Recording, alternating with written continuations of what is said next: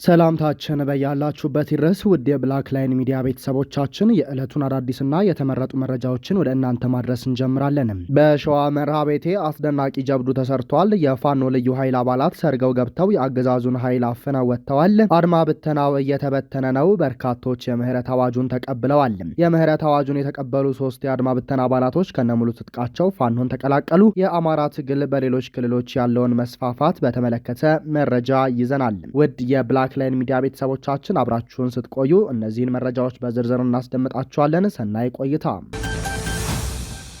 የአጼ አምደ ጽዮን ኮር አጼ ዳዊት ክፍለ ጦር በብልጽግናው አየር ወለድ ሰራዊት ላይ ድል ሲቀዳጅ የአገዛዙ ወታደሮች ወደ እዙ ተቀላቅለዋል። የአማራ ፋኖ ብሔራዊ ንቅናቄ አፋብን ሸዋ ጠቅላይ ግዛት እዝ በአገዛዙ ኃይሎች ላይ የተቀናጀ ጥቃት መፈጸሙን አጠናክሮ የቀጠለ ሲሆን በዛሬው ዕለት የአጼ አምደ ጽዮን ኮር አካል የሆነው አጼ ዳዊት ክፍለ ጦር በመርሐቤቴ አውራጃ ሬማ ከተማ መሽጎ በሚገኘው የብልጽግናው ሰራዊት ላይ ወታደራዊ ኢላማ በማድረግ በከበባ ጥቃት ማድረሱን ክፍለ ጦሩ በላከው የግንባር መረጃው አስታውቋል። ጠላት ከንጋቱ 12 ሰዓት ላይ መነሻውን ሬማ ከተማ በማድረግ ወደ መጂት ቀበሌ የተንቀሳቀሰ ሲሆን ልዩ ቦታው ቻይና ካምፕ በተባለ ስፍራ ላይ የጀግናው አጼ ዳዊት ክፍለ ጦር አካል የሆኑት በአስማረ ዳኜ አንደኛ ሻለቃና በቀስተ ንህብ 3ኛ ሻለቃ በተደረገበት ከበባ ለጊዜው ቁጥራቸው በውል የማይታወቁም የአገዛዙ ሰራዊት ሙትና ቁስለኛ መሆኑን ክፍለ ጦሩ ገልጿል። የክፍለ ጦሩ ሻለቆች በሰሩት አስደማሚ የቅንጅት ኦፕሬሽን የጠላት ወታደሮች በውጊያ ወቅት የመፍረስ አደጋ ገጥሞት መበታተኑ ከፍተኛ የዙ 23 ድብደባ ሽፋን በመስጠት የዓለማችን ፈጣኑ ሯጭ ዩዚያን ቦልትን ያስናቀ ሩጫ በመሮጥ ሙትና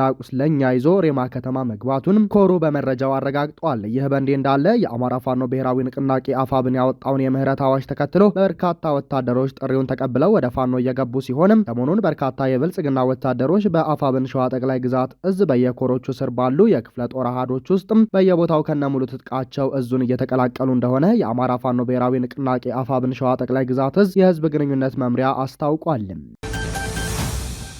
የ109ኛ ኮር 77ኛ ክፍለ ጦር አነፍናፊ አዳኝ ቡድን ፍኖተ ሰላም ከተማ የመሸጉ 2 ቅጥረኛ ባንዳ ሚሊሾችን በቁጥጥር ስር አዋለ። በአማራ ፋኖ ብሔራዊ ንቅናቄ ቴዎድሮስ እዝ በክንደ ነበልባሉ 109ኛ ኮር የሚመራው የ77ኛ ክፍለ ጦር አነፍናፊው አዳኝ ቡድን የምዕራብ ጎጃም ዞን ርዕሰ መዲና ከሆነችው ፍኖተ ሰላም ከተማ በመግባት 2 ባንዳ ሚሊሻዎችን አንገታቸውን አንጠልጥሎ ከነነፍሳቸው በቁጥጥር ስር በማዋል ከከተማ ይዟቸው ወጥቷል። ቅጥረኛ ባንዳ ሚሊሾቹ ለማምለጥ ተኩስ ቢከፍቱም ከአቦ ሸማኔ በእጥፍ የሚፈጥነው ዘሎ ጠላት ትከሻ ላይ የሚከመረው ይህ አነፍናፊ አዳኝ ቡድን ከነ ትጥቃቸው በቁጥጥር ስር አውሏቸዋል። አንደኛው ፈጠና አለሙ የሚባል ሲሆን የዞኑ ሰላምና ደህንነት ተገኔ ከልካይ የእህት ባል፣ ሁለተኛው ያለው የሻነህ የሚባል ሲሆን እስከ ተያዙበት ሰዓት ድረስ የብልጽግና ካድሬ በሚሰጣቸው ግዳጅ ወጣቶችን እያስገደዱም ወደ መከላከያ ማሰልጠኛ ካምፕ ሲልኩ የነበረና ከአንድ ጎጥ ብቻ በህገ ወጥ መንገድ ከ80 ሺህ ብር በላይ መሰብሰባቸውን በሰጡት የቃል ማስረጃ አረጋግጠዋል። ይህ አነፍናፊ አዳኝ ቡድን የባንዳ መድኃኒት ሲሆን ከተማ መሽገው ህዝባቸውን የሚገሉና የሚያስገድሉ ባንዳዎችን ስርዓት ያስይዛል፣ በቁጥጥር ስር ያውላል፣ እርምጃም ይወስዳል ብሏል ቴዎድሮስ እዝ 109ኛ ኮር ህዝብ ግንኙነት መምሪያ።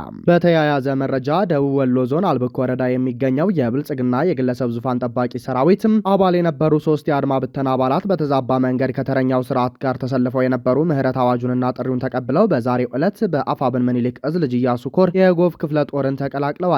የየጎፍ ክፍለ ጦር አመራሮችም ደማቅ አቀባበል እንዳደረጉላቸው የየጎፍ ክፍለ ጦር ህዝብ ግንኙነት አሳውቋል።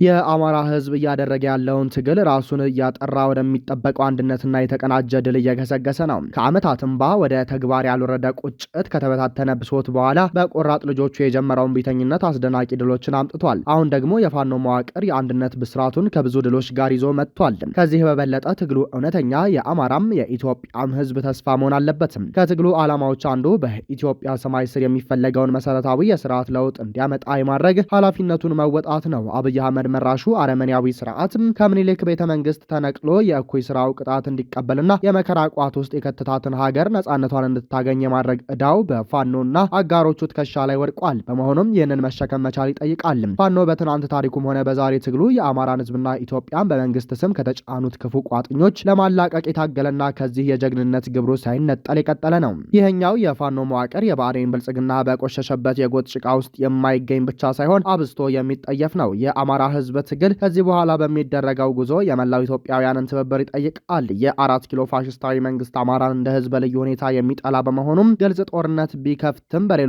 ሀገራቱ ዜጎች ላይ የበደል ጅራፉን አላቆመም። ሙሉ ወታደራዊና ፖለቲካዊ ጉልበቱን ተጠቅሞ ከፍ ሲል በህልውና ለማጥፋት ቢያንስ ደግሞ በባርነት ለማንበርከክ የፈጸመው የግፍ ወረራ ራሱን እየገረፈ የሴራ ዙፋኑን እንዲረዝም አድርጎታል።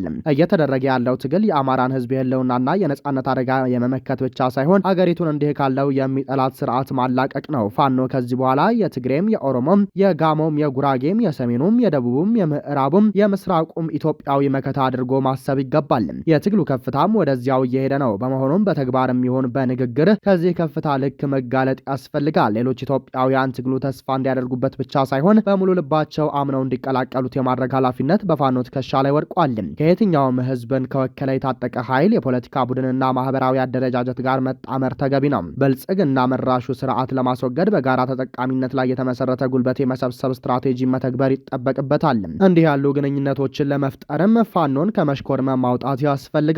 አፋብንን ለማጠናከርና የማይንገዳገድ አድርጎ ለማቆም ደግሞ የሁሉንም ተሳትፎ ይጠይቃል። ትግሉ እንደ ህዝብ እየተካሄደ ያለ በመሆኑም ማናቸውም ገለልተኛ የመሆን እድል የለንም። ለራስና ለህዝብ ነጻነት በሚከፈለው ዋጋ ላይ ድርሻ ሊኖረን ይገባል። የተመሰረተው ድርጅት የሚናበብ የእዝ ሰንሰለት እንዲኖረው ማድረግ፣ ስህተቶች ቢኖሩ በውስጥ መጠቆም፣ ከየትኛውም የውስጥ ሰርጎ ገብና ከሚታወቀው ጠላት ብልጽግና መጠበቅ የሁሉም ኃላፊነት ነው። በኢትዮጵያ ታሪክ እንደሚነሱት አይነት ታይተው የከሰሙ የትጥቅና የፖለቲካ ቡድኖች እንዳይሆን ለማድረግ ደግሞ ከተፈጠረው አንድነት ጎን ቆሞ መደገፍ ያስፈልጋል። ፋኖ ተገፍተው የማይወድቁ ደክመው የማያፈገፍጉ ተስፋ ቆርጠው የማይዝሉ ጀግኖች እጅ ላይ ነው። የአማራ ህዝብ ብቻ ሳይሆን ከብልጽግናና ክፉ መዋቅር ውጭ ያለው ኢትዮጵያዊም ከጎኑ ነው። እናት ፓርቲ ወደ ነበረበት ትብብር መመለሱን አሳወቀ። እናት ፓርቲ ከምስረታው ማግስት ጀምሮ የተናጠል ትግል ጉዳት አብሮ የመቆምን ጥቅም አበክሮ ስለሚረዳ ለበርካታ ፓርቲዎች ጥሪ በማድረግ በቅድሚያ በአጀንዳዎች ዙሪያ ስንሰራ ቆይተን የተወሰነው ተንጠባጥቦ የተወሰነው ወደ ስልታዊ ትብብር መምጣት ችለዋል። እነሆ ልብ ለልብ ለተዋወቁና ከፓርቲና ግለሰብ ፍላጎት ይልቅ የሀገራቸውን ነገ ያገበራቸው ፓርቲዎችም ቆይተው ወደ ህጋዊ ቅንጅት አሳድገን መምጣታችን ይታወሳል። በዚያም የሚታወቁ መሰናክሎች በመግጠማቸው ፓርቲያችን ከቅንጅቱ ተገል እንደነበር ይታወቃል ብሏል። በሰጠው መግለጫ አሁን ላይ ፓርቲያችን ወደ ቅንጅቱ ትብብር ለኢትዮጵያ አንድነት መመለሱን ስናበስር በታላቅ ደስታ ነው። የትብብራችን ልባዊ ግንኙነት ኢትዮጵያውያን ለሰላማዊ ትግል ለማስተባበርና ለመምራት አቅም ይሆናል የሚል ጽኑ እምነት አለንም። ሂደቱ ከና አድካሚነቱ ከተጣለበት ተነስቶ ነፍስ እንዲዘራና ህልው እንዲሆን የፓርቲያችን የምክር ቤት አባላት እየተዛተባቸውና እየተንጓጠጡ ጭምር ላሳዩት በሰላም አመራር ከፍ ያለ ምስጋና ይገባቸዋል ብሏል። የቅንጅቱ አመራሮችና አንዳንድ ቀን ኢትዮጵያውያን ያሳዩን አጋርነት ብርታት ሆኖናል እና እናመሰግናለን። የኢትዮጵያ ብሔራዊ ምርጫ ቦርድ አመራሮች የሂደቱ መደናቀፍ ያለው ጉዳት ተረድተው ለሰጡት በሳል አመራርና ያላሰለሰ ጥረት እውቅና እንሰጣለን። ምስጋናም ለማቅረብ እንወዳለን። የተጀመረው ተቋማዊ ትብብርና መረዳዳት ያለፈውን በጎ ያልሆነ ጊዜ ያስረሳል፣ ለህዝባችንም ጥቂት እፎይታ ይሰጣል ነው ያለው። በዚሁ አጋጣሚ ፓርቲያችን የሀሳብ ባለቤት ነው። የጥል ግድግዳ የመገንባት ህልምም ገቢርም የለንም። በጋራ እንጠገን፣ በጋራ እንታገልና ህዝባችን ከገባበት ማጥ እናውጣው፣ ሀገራችንን ከመፍረስ ለመታደግ ቋሚና ማገር እናቀብል የሚል መልእክት አስተላልፏል። ውድ የብላክ ላይን ሚዲያ ቤተሰቦቻችን ለሰዓቱ የነበረን መረጃ ይህንን ይመስላል። ጤና ይስጥልን።